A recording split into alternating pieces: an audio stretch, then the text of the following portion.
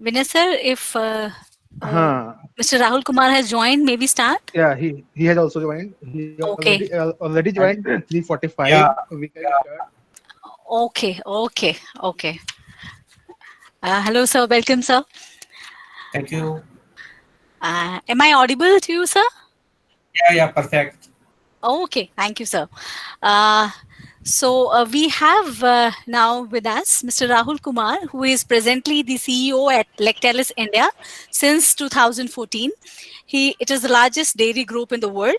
And before joining Lactalis India, he has worked at Amul, the largest dairy cooperative in India, as managing director for 11 years. He has done his postgraduate diploma in management from Institute of Rural Management, Anand, and completed his Bachelor of Engineering from IIT Roorkee. He has also set up India's first automatic paneer plant. He has played an instrumental role in introducing robotics in Amul's plant at Mumbai for the first time in India. He takes various initiatives for encouraging innovation, IT, and team building. It's our privilege, sir, to have you with us here today. Sir, shall be Thank you. talking about COVID-19 and food sector with a focus on dairy sector. So, without taking much time, I would request sir, or I would request ma'am to welcome sir, Vidya ma'am to welcome sir, and then I'll hand over the session to sir. Yeah, I think we are already running short of time. So, without wasting much time, I think I welcome Rahulji to you on this forum. And we Thank you, thank you madam. for accepting our invitation and My pleasure. joining us, to deliberate some of the issues. And you seem to be a pioneer of dairy industry. And Amul is a well-known brand. And right now you are working with Lactalis. I think that is also one of the well-known brand. So Yeah. I think we will look forward to hearing from you. And once Okay. again, I welcome you, sir, on this forum. So you So, can start so your deliberation, sir. Thank you. okay. First of all, good afternoon to everybody here. I Okay. see about 70 participants, and I uh, thank Dr. Vinay, Sikha Madam, Vidya Madam, and everybody who is really, made a lot of efforts to organize this very informative sessions. I was listening to Professor Mathur, Professor Seema from IM Bangalore. I find that it's really very, very, very, very good insights from all of them. Uh, I am a bit happy that because my session is more of a practical aspect of a sector, because we are talking about lot of things on what is the effect of COVID and what would be the opportunity, challenges, change in the human behavior, the way we are working in various aspect of the life. So perhaps my session is more of a very specific, when I am talking about the practical things about the particular sector. And for that, I think you have taken a very good decision to giving me opportunity to share my thoughts on this. As far as food sector is concerned, I would say there is a lot of negativity after 23rd of March, when the lockdown was announced, and we are all under COVID and Corona era, where it is lot of negativity is there in terms of what we talk about. Number of cases, and we see number of casualties. There is no immediate sign of improvement and all these things. But when I talk about food sector, I think we have a very positive aspect on this. First of all, let me tell you something about you know the food sector. In India, we know that we are the one of the largest producers of all the food items in the world, whether it's a rice or wheat or fruits or vegetables or eggs or meat, whatever it is, or and milk I will come separately, but I'm talking about the food sector. So as far as food availability is concerned, because this is one of the major issue, where when we are talking about lot of negativity in terms of number of jobs which are not there, people are not having that much income because of most of the things are not working, factories are not working, service sector is not working, shops and establishments are closed. The people have lost lot of employment. The people who are selling goods on the roads, streets, they are doing a job in the small factories, they are not open. So where are they going to get the money and the food? So as far as food is concerned, I think we are lucky this year that we have bumper food production in India. This year our wheat production is going to be somewhere around 105 billion metric ton, which is normally, we were producing about 97 billion metric ton. Our rice production would be around somewhere around 117 million metric ton, which is also a very good figure as far as food is concerned. And basically, if you see the wheat and rice stocks, we are very comfortable level. There was some disruption in wheat harvesting after this, COVID and all these things. But overall, I think it's a manageable. It's not a very panic situation. There was some issue in terms delaying of harvesting, and the workers were not available, and because of COVID period, laborers were not available. But I think they sorted out. So we need about 7.5 million metric ton of food basically in rice and wheat as a buffer stock. This year we are expecting that about 24 million ton, that is about 3 times the buffer stock we will be having in our food system, which is a very good positive sign, because at the end of the day, every human being in across the world, don't want that anybody, just because they have lost their job or they have lost their employment, should not get food. And perhaps the government is also giving full efforts that everybody should get food. And to get the food, first of all, food should be available, and then it has to be managed and it has to be distributed properly. But as far as food availability is concerned, we are having enough food to feed the people. That is the one thing that is very positive sign. If you see in our April total business in April, this is the only sector where the loss is minimum. In the food sector, if you see the automobile, Maruti has sold 0 car in April. But food sector, the food manufacturing was only down by 7 to 8%. So it means that entire food system was working, and that is very positive sign, and it will keep improving. So first of all, we will not be having any food shortage. That is a very big relief to us, all of us, as a 130 crore population. We will not be having any food issues. Normally we don't have much we don't import much except oil and some pulses, but rest everything is available. So buffer stock is there. And we have one problem which is very important in COVID crisis. It has really created some supply disruption. Like wheat is there, but flour mills are not open. They have not got the labors. They have not got the further supply chain to supply to the market. But slowly it is improving. As you can see, that from lockdown 1 to now is coming lockdown 4 after tomorrow. It is improving, because that's the way what we deal in dairy industry. We can see that the supply chain is slowly improving. And as a consumer also, you might have found that you have not been much affected for getting any food items. There might be some different channels, different system where we have opted for, but we have not got any difficulty in getting food item, be it milk or be it rice, or be it all daily items, biscuits, eggs, vegetables, fruits, and whatever it is. So I think that way supply chain is getting on track. That is very important. The only sector in food which has got really very bad impact, it is a poultry, meat, and fisheries.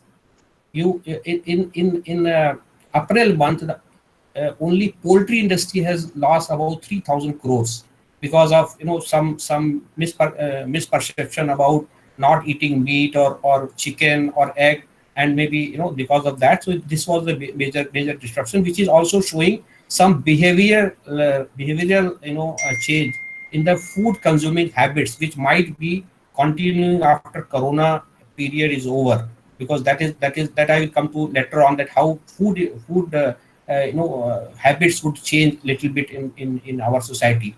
So this is the only sector under food sector, poultry, fisheries, and meat. They have really got some bad impact in terms of consumption, and their prices have they crashed in terms of chicken or egg or meat. Apart from the consumption has gone down. So this is one.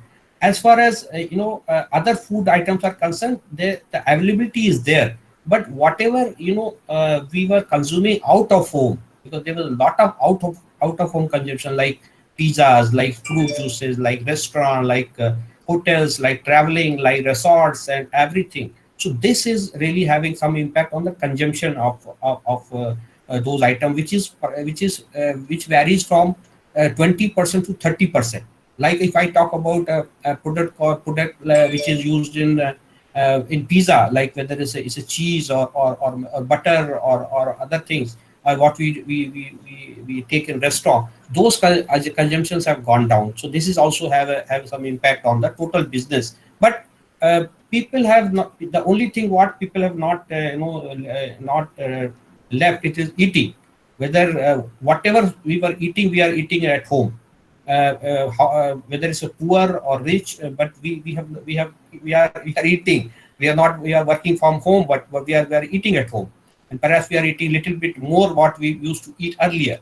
And maybe the people are lot of innovative now. They are trying new dishes in the home, and they're trying to going to YouTube's. They are getting some cookery lessons and all this, and trying to kill the time and make some good preparations and eating it. So as far as food sector is concerned, I would say that it is really it's not a very negative this thing, and we keep eating food and whatever way we are eating. Maybe I'm a bit concerned about the only very bad thing has happened regarding migrant workers in India, where perhaps everybody feel very sad about it in entire corona episode. Perhaps that is, I think, if you leave aside that, I think they may also having a lot of problem regarding food. But as government is now ensuring that they are talking about mobile ration cards, so the food should be available, but they will get the food if they have a ration card, or even if they don't have the ration card. So it may be a transitory problem, but after I think couple of weeks, this will be settled down the migrants problem, which has, I think, perhaps was not anticipated the way it has happened, and everybody is very sad about it. So this will be there. So as far as food sector is concerned, I just conclude that because of out of home consumption, the consumption has gone down. We don't have marriages, we don't have social gathering, we don't have parties and all these things. So that's the only thing what is it has affected food sector. Otherwise, we have good amount of food in system, and perhaps we will be able to feed our population for the crisis period and post-crisis period also. And this year also, because of the good monsoon last year, and we are also anticipating normal monsoon this year, perhaps the cycle will continue, positive cycle will continue, will not be having an issue. So after this food sector, I will be coming to a little bit on various spaces on dairy sector. And dairy sector, maybe most of the participants, they may not be much aware about the dairy sector in India. So before coming to the COVID aspect of dairy, I will try to brief you about the dairy sector in India, because that will give you some perspective, which will make you comfortable to understanding various issues what I'm going to discuss afterwards. So as far as dairy is concerned, India is the largest dairy producer in the world, and I will give you some figures, because the figures are very important. At the time of independence in 1947, our milk production was 17 million metric ton, only 17 million metric ton. Of course, the population was 33 or 35 crores. Now, today we are producing 186 million metric ton of milk. So it is about 10 times, more than 10 times what we were producing that time. So it is one of the success stories in India, when up to at the time of independence, there was not enough milk available to the population which was there that time, and it was not available up to 1960. Say about 10 years after the independence, there was a ration card, and there was a tokens to be used to be issued for getting milk. But you must be all aware about the Operation Flood, which was created by Dr. Kurian in India, and this was one of the most successful project in the world, where the India's milk production, it reached from in 1947 it was 17 million metric ton. In 1960 it was only 20 million metric ton, and this become from 20 million metric ton. When the Operation Flood was created in between 1963 1965, when Lal Bahadur Shastri came to Gujarat, and they motivated Dr. Kurian to create milk cooperatives, and India's milk production should increase, because it has a lot of socio-economical implication in terms of the milk production is concerned. So in 1960 it was 20 million metric ton, and we made our milk production 4 times in 30 years. So by 1990 it became 80 million metric ton, and last 15 years we have doubled our milk production, and we are the largest milk producer in the world. And the second milk producer in the world is US or European Union, because European Union is a combination of 28 countries. But second largest country is US, which produces half of us, 50% of us. They are close to 19 million metric ton. So we are very good. We are self-dependent. Prime Minister talking about self-reliant, Atmanirbhar, in every area. But as far as all the food items are concerned, we are self-reliant, except some oil and pulses. And major food item, which is milk, we are self-reliant. And we are also consume this. If you see that other milk producing countries like New Zealand, Australia, they are exporting 94% of their milk production. In India, we are consuming 98% of our milk production, because we have both producer and consumer market. It's the largest production of the producing country and largest consuming country also. This makes things very, very vibrant in terms of that. And in coming years, we are going to increase our milk production as well as milk consumption also. The growth rate of dairy is close to 6 to 7% per year. So more and more people are drinking more and more milk. Our per capita consumption is about 330 grams per person per day, which is well above the WHO standard of milk availability.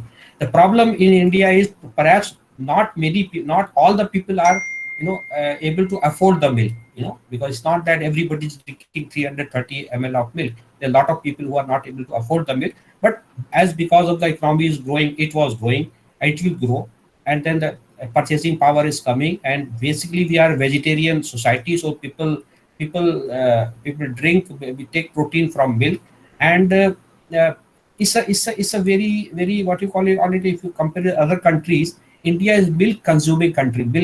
Everybody likes milk or milk products. It's a mythology. It came from Lord Krishna, 5,000, 10,000 years, that milk is there. Everybody knows milk. So this is a very, very, vibrant sector as far as, our entire food system is concerned. Another very interesting figure is in India. The India's milk production is basically done by lot of milk farmers. Today in India, about 70 million people are engaged in milk production. About 7 crore farmers. When I talk about 7 crore farmers, it's about 30 crores people. One farmer is having 4 members, so about 30 crore people. They are dependent on the milk production, the milk income, and mainly all across India, this milk production is mainly managed by our women.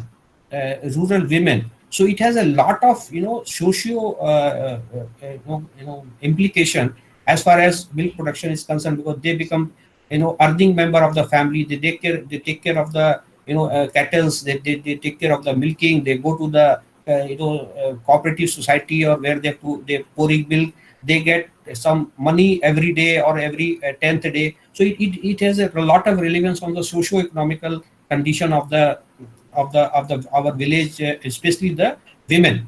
And it is really women empowerment. If you talk about the dairy business in India, it's not all across world you have a very big farmers. One farmer will have 2,000 cows, and he's pouring milk. Here India has a basically what we call it, not the mass production, but it's the production by masses. So and that too also, in terms of, the women, what the women are involved. And we have a very big system all across India. We have about 5 lakh villages, and every village you will have this kind of protection system, and millions people are, involved in that. So this is some, basic information about dairy sector. It is very well established sector.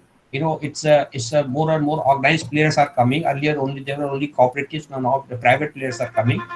Amul, everybody that Amul really started the, milk revolution in country. And whatever India is in milk situation, it is because of Amul and cooperative movement.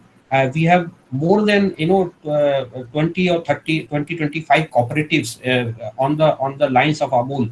Like wherever you go, if you go to Punjab, you get Warka; you go to UP, you get Parag; you go to Madhya Pradesh, you get Sanchi; you go to South in Tamil Nadu, where I stay, it is in Avin. If you are in Bangalore, then you get Nandini. If you are in Andhra Pradesh, you get Vijaya.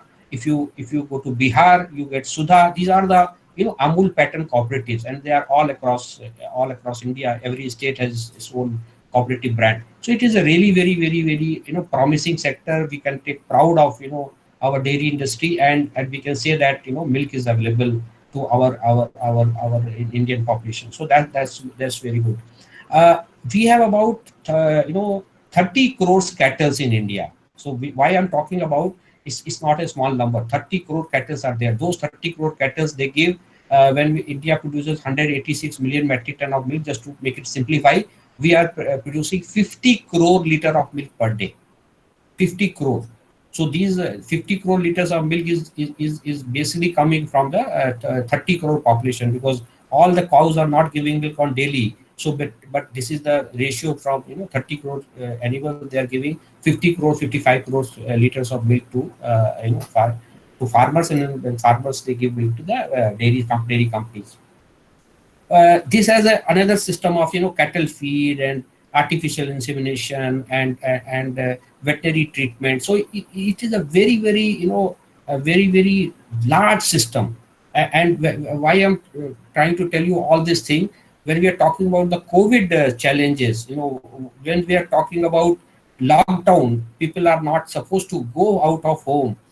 Even this system has worked, where you cannot have dairy production doing everything work from home. It is not possible.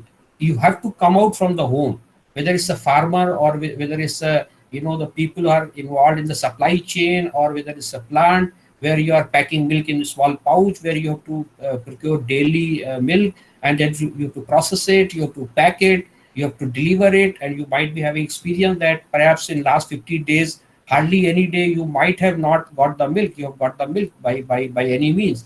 So it means that this system has worked in spite of total lockdown. And I really tell everybody that these are the warriors, corona warriors in food sector as well as dairy sector, where they have never stopped. They have worked in this tough times.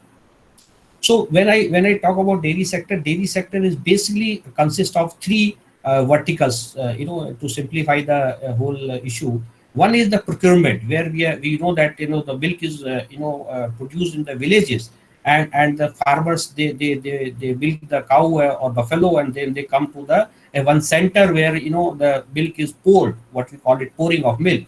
Now, what happened after immediately the lockdown was announced, and there was a lot of panic.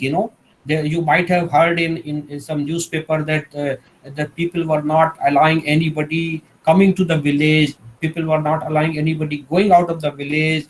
They have put some barricades at the entrance of the village, some locks or maybe some trees and something like that. But how can you move milk out of from the village when you have this kind of thing? So we had a big issue in terms of convincing people and doing all this thing.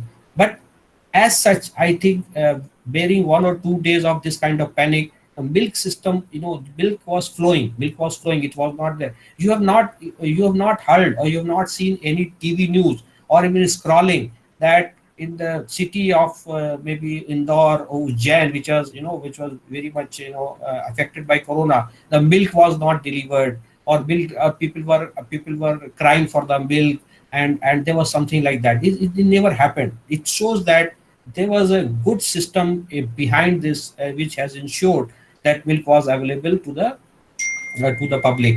And uh, apart from that, it's not only collection of milk. We were supposed to take the utmost care of the safety of the people.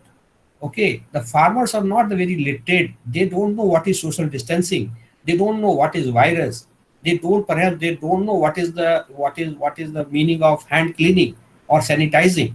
But this is the time where we could tell them that, when you're coming with 2 liters of milk or 3 liters of milk, how your utensils should be clean. How you are when you are coming in the group. You are in one center. There are minimum 100 farmers. When they pour the milk, but right from day one, they knew that how that social distancing is, it can be maintained. So they were maintaining the distance. There were some proper queuing of them. So what I mean to say that this, they have really, it's not that you to know this kind of thing you have to be literate. They have really done it, and that's why I'm not saying that only for big farmers. In India, it is still villages are protected from COVID. Of course, it has happened a little bit because of migrants have gone there, and still, but overall our 60% population is isolated because they had their sense of, perhaps they are more disciplined, than the urban counterpart. As you could see that in urban, the kind of, some incidences where people have, they have not respected all this thing. But I believe that in India, the rural population, they are more mature to understand that, because they know that if something happens, they have nothing. They don't have hospital. They don't have a medical system. Perhaps that has given them more, confidence, and they have made a lot of efforts. So basically, I was telling you that this is one vertical where farmers have to be managed. It is not easy to manage them, because you have to tell them that you have to come, you have to stand in queue. Your utensil has to be sterilized. Your hands should be clean. And when you enter into the building where the milk is poured, you have to take a lot of precautions. Anyhow, this was done. After that, milk is poured. This is transported.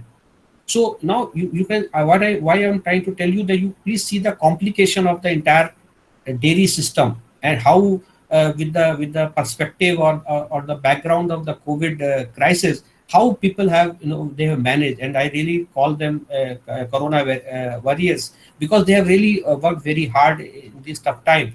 Now when the milk is collected, after that milk has to be chilled. So there is a small plant in every village where there are some people who are supposed to, do the processing of milk. After that, one tanker will come, and then the tanker will have driver, they have one assistant. So those drivers are very, very vulnerable, in terms of, corona crisis.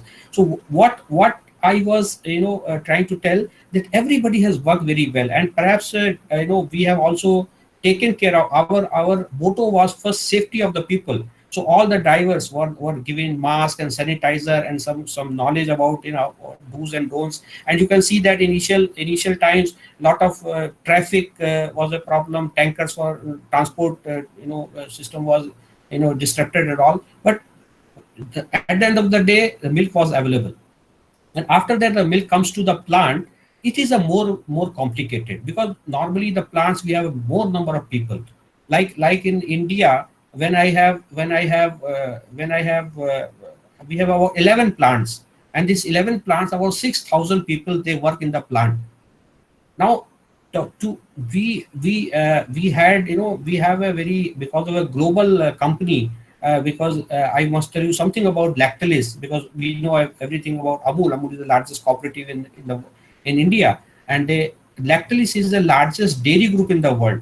They work in more than 153 countries, and their total turnover is about 20 billion euros. So it's about $22 billion, and they collect about 22 billion liters of milk, per year.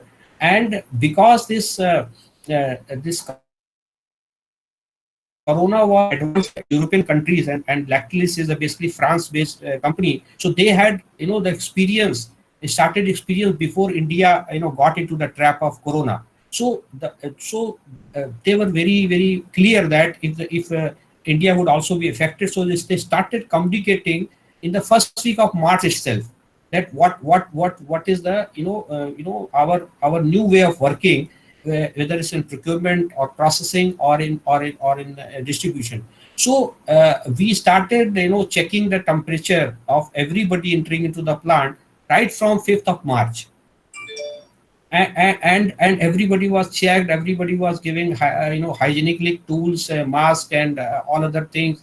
And even between the shift also we used to check the temperature. So this is not an easy job to do all this thing in a processing plant, where the people come from the nearby villages, and they are also not very clear, because that time Corona was not very much advanced in India. It got only after 20th of March or 24th of March.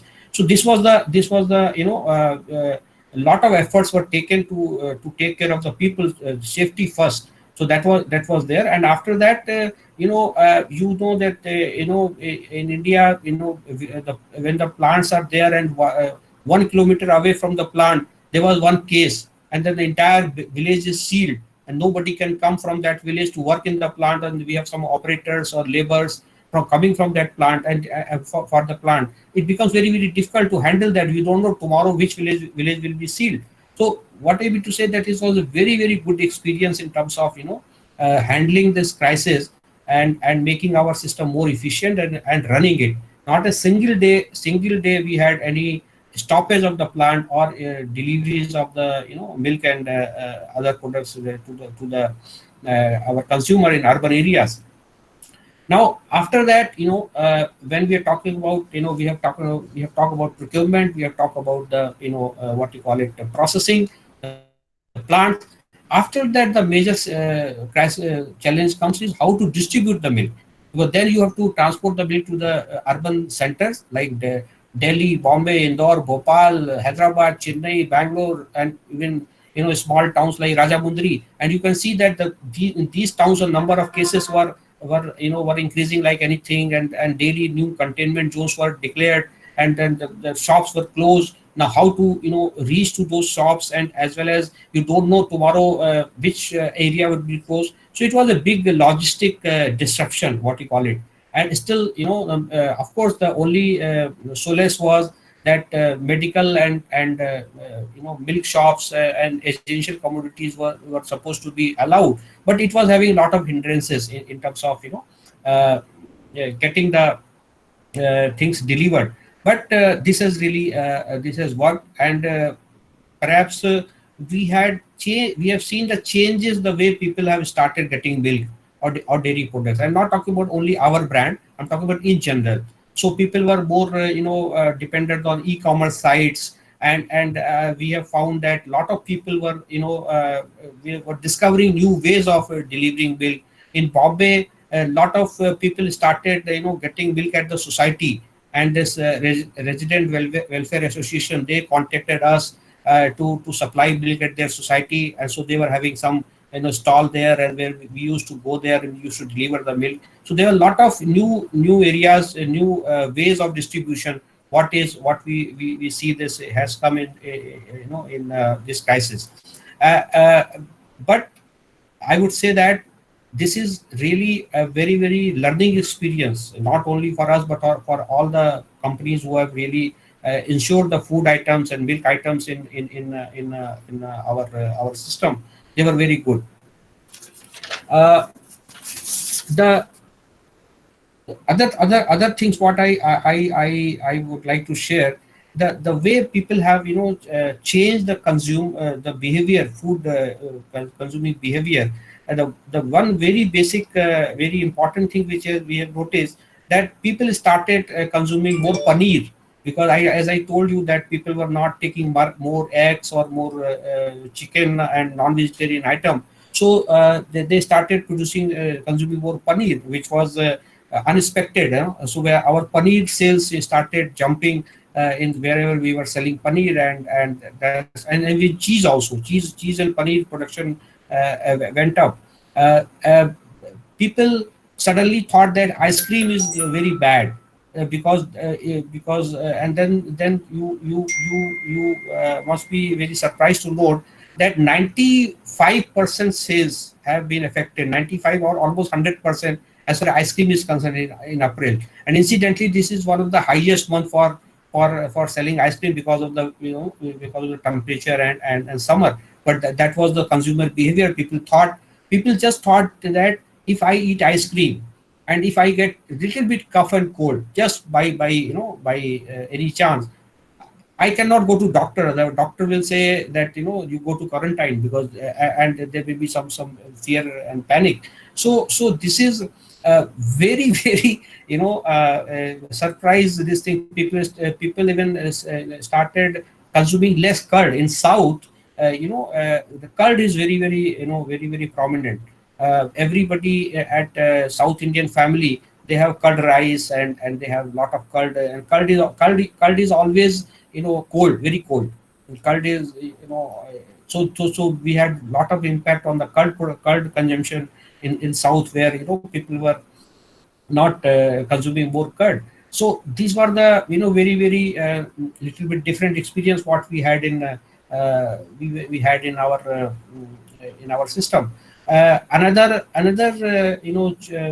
consumer behavior what we change, that now people are because I could see this somebody referring that now people want a product which builds up their immunity.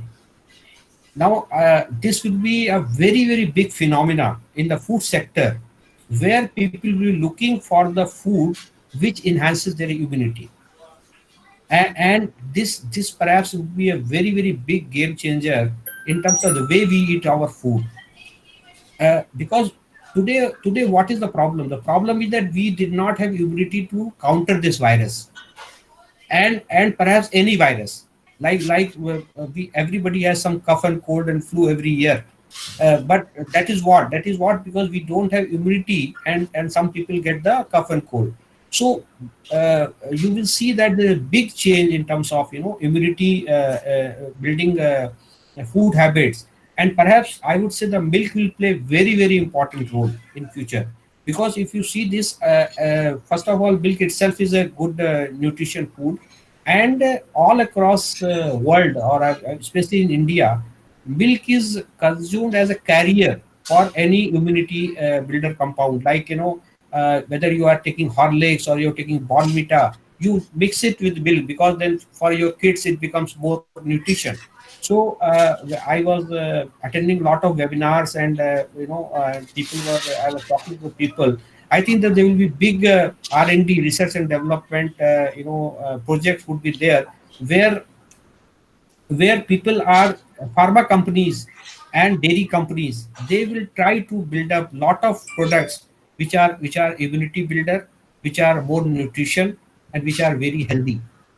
And another change what I see after this crisis will be there, the people will be preferring more and more branded products, where they are very they think that they are very safe.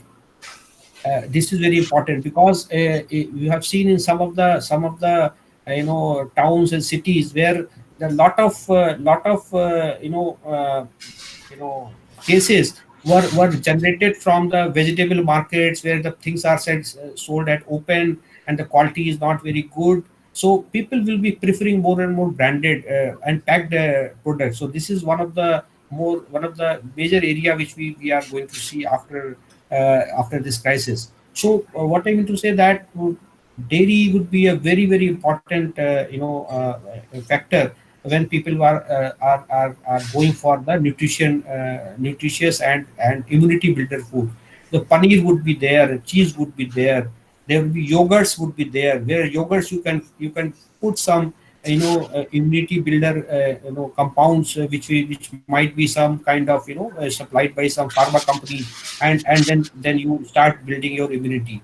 So consumption would be more and more in milk, as well as a lot of innovation will come. I tell you, we have already started working on this because we are a global company and we have lot of this kind of product. So we are going to have lot of products in coming last quarter of the year, because we have taken this crisis as an opportunity how to build up our product portfolio for the better offering to the consumer, and we have started working on that. So you will find some good products coming out of our company, where it will be more nutritious, and especially in terms of yogurts and some curds called what we call dahi. So dahi may not be a simple dahi. It may be a very very nutritious product, where you are really building your immunity when you take 3 scoop or 4 scoop of curd, or you take some 5 scoop or 6 scoop of yogurt, or you just maybe the milk drinking may not be the plain milk drinking. You will find some milk which is added with some compound which is really good for your immunity or your kids immunity. And uh, another very specific product which we are going to develop is for the people who are senior citizen, 65 years. Today we don't have any products. Even if somebody is there, our grandfather or some senior citizen, we don't have much product for them to build up immunity. And today what we are talking, that this kind of infection, this kind of viruses are more, these people are they have more chances of to getting infected. So I see lot of research and development innovation will come in this sector. And and another change is what I see post COVID, because we will see lot of migration. Lot of lakhs and lakhs people they are migrating from urban to rural, and perhaps they will have to find some opportunity of employment. I would say the livestock sector will give them lot of opportunities to get the employment at their villages. Because just to give you an example, all this, whether some milk or egg or poultry, the demand is increasing. In fact, that we have a problem before COVID, that we were not having enough manpower in the rural sector, where because the demand is increasing, and people are migrated from rural to urban, and they were not seeing dairying or poultry or fishery as a glamorous job or as very very respected job. Perhaps this trend will change now. Now, if the people are gone back to the villages, they will try to have some opportunity to invest in dairying or poultry or fisheries, and perhaps they will be very happy to get the employment at their villages, their homes. So this would be a very big game changer in terms of after this crisis. So this is a little bit about the dairy, what is going to be there after COVID. And another major change what I see, the way the milk is distributed, because we have seen in our experience that before COVID the milk was distributed only 2 to 3% through online or through e-commerce.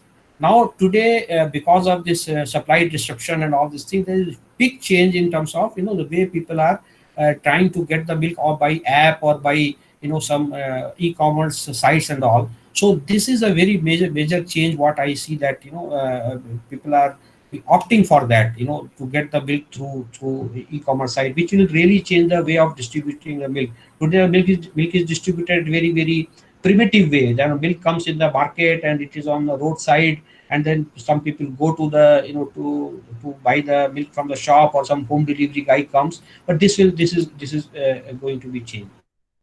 And so we will be having some major disruptive changes in milk sector.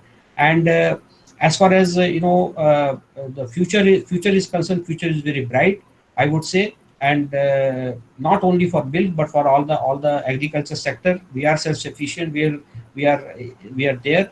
And perhaps there are a lot of opportunities would be there, as I mentioned you in this. Somebody just asked one query, that whether we can increase our per capita milk consumption. As I told you, theoretically we have enough milk per capita availability. I said about 330 grams per person per day. But the issue is that, when you know that our 30% population is below poverty line, and milk is still expensive protein, so perhaps they cannot afford. So we as a India, we are, as a Indian dairy industry, we are working that how we can reduce our cost of production of milk, because milk is still, if you see our milk cost is still very high. If you just take a common man, the common man expenditure after house rent, the major expense is to buy milk. It is about, if you are, if I'm just giving an example, if somebody is earning 20,000 rupees, so he will pay somewhere around maybe 3,000 rupees, or 4,000 rupees for house rent. After that, if he takes 1 liter of milk, and which is about 50 rupees, so he is going to pay 1,500 rupees for milk only. So it is a very, very major cost for any household. So we understand that the cost of milk production is very high because of several reasons. I will not able to explain you in the limited hours, but because of, it's a very scattered system, the feeding is not very good, the farmers are not very aware about it. So these things will keep improving in coming years, but and this will also improve the per capita availability, because we have to get more milk per cow. So if we have 30 crores cows and buffaloes, and if we are able to increase the efficiency, then perhaps even 10% efficiency will give, much better availability of milk, and per capita availability of milk will be concerned. But availability is not important. The affordability is important. We have to ensure that everybody can afford milk, and that is the more important, which will only come from the efficiency, when we improve the efficiency. So this is what it can be done. So this is what I just wanted to brief about dairy industry. If somebody has any question, we can discuss that. So, although there are questions, there are, in the chat box, there was one question wherein a participant has asked to provide information about the export of dairy products from India. So, Yeah, very good. Very good question. Actually, as I told you in the beginning, we are the largest producer of the milk in the world, and we are also largest consumer of milk in the world. As far as export is concerned, we do export about 2% of our total milk production to other countries. But mainly those products are basically our Indian population outside India. Like I just use example of a few countries. You go to Singapore, you will find Indian dairy products. You go to US has about 4 million Indian population. So you find a lot of Amul products, or maybe some Indian dairy products there, which we export there. You go to any Gulf countries like Dubai or any Gulf countries, you'll find all Indian products. But as such, we are not very big player in export market. But I could understand the question, the logic of that question. If we are the largest producer of the milk, why can't we have largest player in the export market? And perhaps this should be our vision for Indian dairy, where when we have so much milk, why don't we have competitive price milk production here, and we export. And I tell you, if we are able to export maybe next 5 years, 10 years, good quantity of milk products, it will be very good for the country, because we import oil because we don't have oil. But when we have milk, where we can export milk, and we can really reduce our dependency on the import burden. So see why it should be IT of world as far as milk is concerned, because we are the largest producer of milk. So why don't we become a significant player? But we have to compete with the countries like New Zealand or Australia. As I told you, they are also quite big player. They are also about they produce about 30% of what India produces. But they have 94% export market, and they are very, very efficient, because you know that you go to Australia and New Zealand, they have very big grasslands, and their their cows, they just graze the grass, and they just give the milk. Here in our country, our all the cows and buffaloes, they are tied in our house. They don't graze, so you have to feed them when they are tied in the house. So it is more expensive production system, which we have to keep improving, and we have to compete with the cost of production what New Zealand and Australia has. But this is very important. We should be having a good role to play in export of dairy products, and India should be a major supplier for the dairy products. Not only countries like where our Indian population is there, but as such, like all the African countries, and all the countries.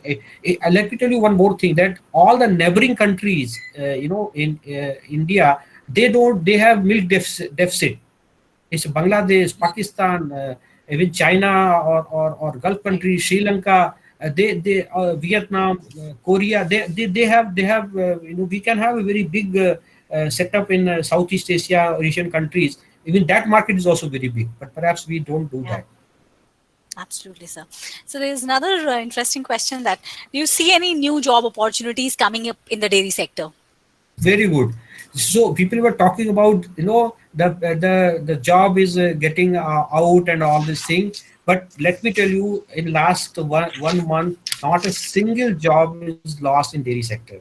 In fact, we were needing more people, because of restriction, and then we have to rotate the people. Sometimes people were not able to come because of logistic issues and all this thing. So there is absolutely no risk of any job loss in dairy. In fact, as I told you, the dairy demand will increase. The dairy demand after COVID will increase.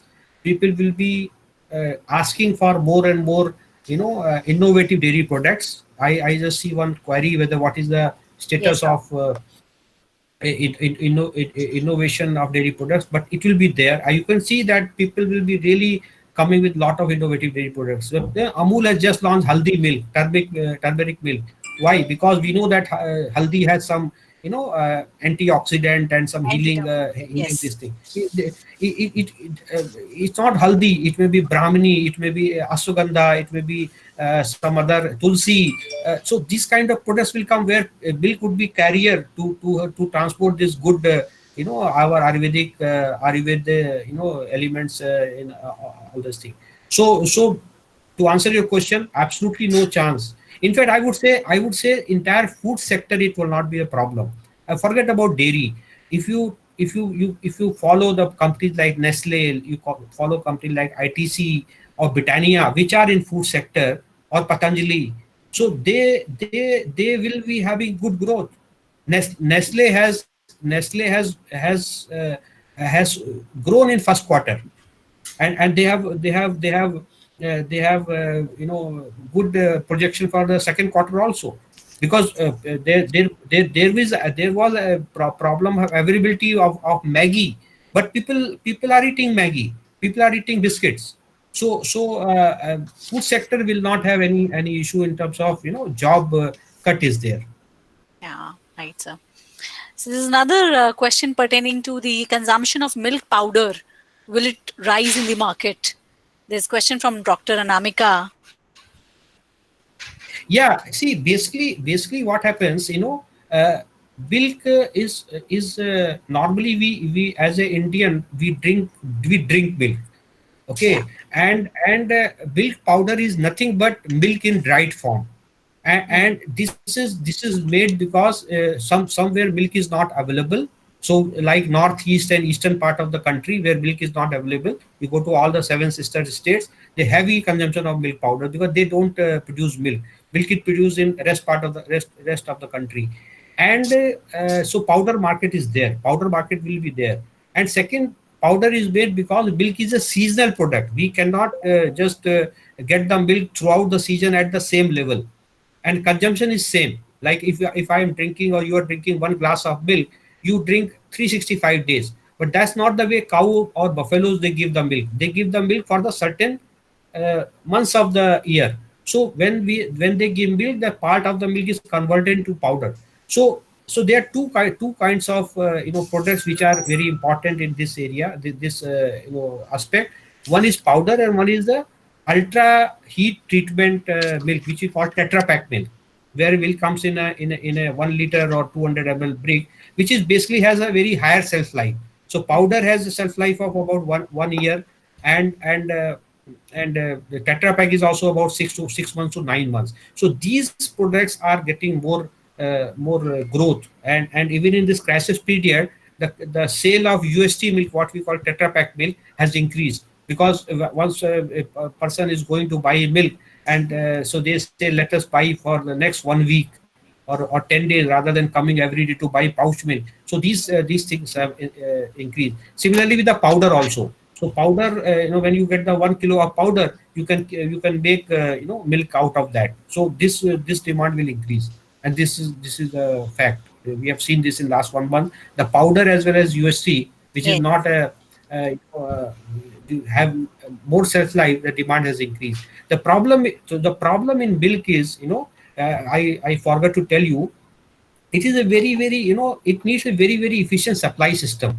When the milking is done, when the cow gives milk, its shelf life is only 2 hours.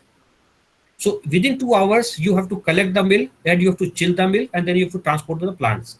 Same way when you sell the milk in pouch, that pouch, you can see the pouch it is best before 2 days. 2 days when it is put into the chilled condition. So if you buy a pouch and if you don't put in refrigerator, after 6 or 7 hours, it will get spoiled. So people want a little bit more flexibility. So that's why they are going for powders, or they will go for UST milk. And powder is still there. Powder, people buy powder in Northeast where there is no milk. So they are totally dependent on powder. Yes, sir, absolutely, sir. So there's another question where it is asked that, do you think after this pandemic situation, primary sector of the economy will improve at a faster rate as compared to the earlier situation? No, see, I tell you one thing. I am not very pessimistic about the rebouncing of the economy. Okay, and because we are very very resilient. Indians, population is very resilient. This is the, I would say, there is a pandemic, and we have a problem. There is a lot of disruption in supply chain. But once the things are getting better and better, we'll come back, because we are not very much export oriented society where we are connected, or we are affected with what is happening with the world. We have our more self consumption. Agriculture sector is doing good. The only thing is that first it will be food sector which will be bouncing. After that, it will go to some a sector where it's non-essential goods, and so that will take some time. But the economy will bounce back. It will not be 4.7% or maybe 5% what was pre-COVID period, but it will not be, as people are anticipating, minus 1% or 0%. It is not possible. India will grow, and in fact, I would see that a lot of companies is going to invest in India now, and perhaps this is the very positive sign. You will see this, that a lot of people will be investing in India, because Indian government will also encourage that. And because of the political situation and the way the things will work out after the crisis, India would be the favorite destination in terms of investments. So I would see there is maybe some lag, but it will bounce back. Yeah, absolutely, sir. We're all very optimistic about it. And so there's another question wherein it has been asked that what is the scope of dairy startups in India? Yeah, that is also very important, and very I would say this is the area where really a lot of dairy startups will come. And I'm not just saying just because of this crisis. If you see last 1 year, a lot of dairy startups have already come. And it's not the dairy startups, it's not only for the products or for the dairy. It has come for the entire dairy cycle business. It started from even the automation of the the collection of milk, the direct farmers payment system where farmers, everybody has now a bank account, and lot of technical startups have come. The people have come, the starts up with the organic milk. They have come with the milk which is farm fresh. They have started with the delivering milk on app. There is some startups, they have started giving some A2 milk, this is a what you call boutique kind of, boutique. This is very expensive. Normally if you take milk, is 40 rupees, 50 rupees a liter, but people are able to sell at 100 rupees a liter, 120 rupees a liter. Yes. So to starter, because it's a booming sector, and there is not, and basically till today it is a kind of a generic selling of milk. Okay, you collect the milk, you standardize it, and you pack in some packets and you give it to the consumer. There is no much variation, but now still people want some better and better from milk. So it may be milk, it may be curd, it may be yogurt, it may be paneer, and startups have already started coming, and a lot of startups have started, not only in the village, but in the cities where they are doing very very innovative work. I would say there are minimum 10 or 20, 10 or 15 brands which started selling milk in glass bottles, and it's a totally what you call it, very fresh. It comes from the farm. The volumes are not very big, but I think this is already started. So I see there's a lot of scope for the dairy startups, and there are people who have like Country Delight, like Supra Dairy, like Stellap's apps and all. They have come in the last 2-3 years, and they're doing very good. Yeah. I think with this, we would like to end this session, because if there is any questions, so there is one last question, if you permit, we can take it up. Yeah, I could not listen, but it was something on artificial intelligence. Yes, it is. What is the scope of collaboration of human resource with artificial intelligence? I don't think.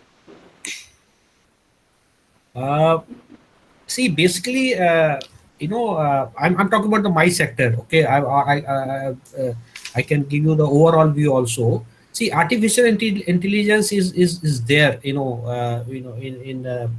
apart from any dairy sector. But if I talk about the dairy sector or food sector, lot of artificial intelligence has come into the system. Not only on this, I would say, technical side, where we are talking about, getting the database and getting some kind of outcome from that, but also from the what do you call it, like I give you example of artificial intelligence which we have started using in our procurement system. Mm-hmm. where as I told you that we have big number of cows and buffaloes. Mm-hmm. How to keep the track of their productivity, or their how much cow is eating, what is the conversion efficiency. So we have started with RFID and tagging and all this thing, and veterinary doctors, they have they keep tracking those parameters, and we get lot of good information in terms of the productivity of the animals, the rationing of the animal, what is the cost of feed, what is the total output, what is the disease prevalence in that animal, and this gives lot of inputs in terms of whether we have some diseases which is being prevailed in that particular zone, how to take care of that. So this is it is coming, and even the commercial side also. we have started doing some application of AI in commercial segment also, in terms of getting some good feedback from our innovative products, and how the things are moving, how which product is getting more acceptance, what kind of what kind of people are buying this kind of products. So this is in the beginning, but it is started coming. Yeah. Thank you, sir, for a very, very informative session apprising all of us about the food and dairy sector, which has been growing tremendously. And I think it's a big achievement that, despite the crisis, not even a single day the milk supply or the supply of dairy products was interrupted. So it definitely shows a strength and innovation in the sector that has already happened and that I think will continue to happen in the near future. Thank you so much, sir, for a very informative. Thank you very much. And my special thanks to Dr. Vinay, you and all the team, because there will be a lot of people working behind it. It was very well organized, a lot of good sessions, because I could see two sessions is very good session, and I believe that you have done wonderful job, sharing the knowledge. And I'm available on all the social network, LinkedIn, Twitter, and all. Anything, I will be very happy to respond anything on this.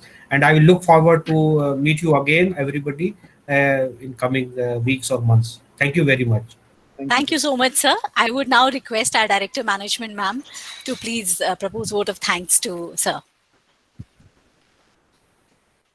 Thank you, Arun Kumarji. It was a wonderful session, because dairy is an area, even in time of crisis, we never felt that there is a scarcity or lack of any kind of supply from maybe any booths or maybe our nearby vendor. Yeah, exactly. Already was getting. Now, second thing I would like to say, like a Tetra Pak, which you mentioned in between. This is not very popular in our country. If I talk about, it might have happened in last few years. But if you talk about Western countries, Tetra Pak is more popular as compared to our polypacks. It's very good question you asked. Very good. Yeah. Very good question you asked. So there are two reasons behind it. One is that the way we buy milk, we always buy milk every day. And this is perhaps happened 30-40 years back, when somebody was coming to your house and delivering milk every day. So we have a habit of buying milk every day, assuming that it is fresh, and Tetra Pak is not fresh, because it is a packed milk which is have nine months shelf life. So people they think that Tetra Pak is not a fresh milk. So that is one reason. Second reason is the economy. In Tetra Pak, when you buy a Tetra Pak, you for 1 liter you pay about 7 rupees for packing material. Yeah. And if you buy pouch milk, you pay only 1 rupee. So not many people will be able to afford, that the 5 rupees extra. And this will have another pollution problem, that every week you have to throw this Tetra Pak, and there will be garbage and all. And so these are the two reasons. Is absolutely no other reason. And in Western countries, they have a habit of buying all the milk once in a week. They go on Saturday and they buy one crate of milk, which is not there. So it's both reason, our habit as well as economics. But otherwise, as such, there is no difference in quality. If you talk about Tetra Pak, no difference. It's just a fallacy that quality is not good, or it is a stale milk. No difference. It's just matter of, because Tetra Pak has a special process where milk is heated at a little bit higher temperature, so to kill all the bacteria, and then seal it into the packing. So it might give you a little bit some other taste. No, it is not very fresh taste, but absolute quality is perfect. As far as pouch milk also, quality is the same. In fact, it is more fresh. So it all depends, the way people want. And I think it's basically convenience. Convenience also. Like in Tetra Pak, you keep it and you are traveling, and you don't. You come after two days to your home, and you don't find milk at 12 o'clock in the night. So Tetra Pak is available. So convenience is also a part of it. Shelf life is more if you do not open it. Yeah. After opening it, you have to consume it. After opening open it, then it's 24 hours. Yeah, then 24 hours. Yes. Yeah. Achha, secondly, one last question from my side, sir. Do you think that ice cream industry is going to be the sufferer in this COVID? Because everybody is talking about that don't drink hot water and don't eat ice creams. Do you foresee any kind of... That's why I told perception about ice cream, because please understand, if I eat ice cream, sometimes I feel, because our kids know they say don't eat ice cream because you have some cough and cold kind of thing. In this panic situation, nobody wants to have even one sneeze or one cough and cold, because this will give something, if you go to doctor, or they will say no, you be quarantined and then you will be corona and all. So this is more of a panic. Ice cream industry, because of that, is really got suffer about for this season, but now it will bounce back after things are clear. So there is The ice going to cream- be some effect on size of business. yeah. Ice cream is about total business in India is about 5,000 crore, and out of 5,000 crore, the 60% business is in April, May, and June, which is Yes. zero. So ice cream That industry is what already I'm lost saying. about 4,000 crore. Worst sufferer. It's a worst sufferer. It's a big industry. sufferer, big sufferer, big sufferer. Very true. Very true. Thanks a lot, sir. It was wonderful interacting with you. And in Thank you future, very we much. look forward for these type of interactions. I understand coming physically Sure, from sure. Gujarat, Baroda, and talking digitally, I think COVID has brought us more nearer. Maybe it is compulsion, but yes, we are using this platform and we are freely talking to each other. So thanks for accepting the request No, and this is spending your time, sir, with us. Thank you very much, and I wish all the best to all of you. Take care and stay safe. Thank you, sir. Right. Thank you. Thank you, sir. Take care of yourself also. Yes. Thank you. Right. Okay. Okay. Vinay, do you want to say anything? Vinay, sir. Yes. I would like to share one thing that Mr. Rahul is the person who made Amul as a brand. He spent 10 years in Yeah, that is Amul, what I said. and He's a now we are knowing that Amul is a brand. When he joined, at that time, what was the position of Amul, and now what is the position? And he took the charge of again MD of Lactalis. And you know the Amul in India, it is a most popular brand. But if you go through the world, it is not in top 10. But Lactalis is in number 1 in the world. So now he has made some target that it will convert the Lactalis business into some. I have gone through an article, an interview that was published in a newspaper. So my wishes with Lactalis. So I wish all the Thank best, you. and I am thankful to Mr. Rahul for conducting this wonderful session, enlightening us and giving us a very informative information. Thank you, sir. Thank you very much. Thank Thank you you, very sir. much. Thank you, sir. Thank you, sir. I think with this, we have come to the conclusion of the FDP today. And once again, on behalf of ITS, I would like to express heartfelt gratitude to all our eminent speakers as well as enthusiastic participants, because of whom the FDP has been very, very successful. Tomorrow, we shall look forward to 2 knowledge-packed sessions by Sri Ashish Patel ji on the impact on education, recalibrating for the new normal.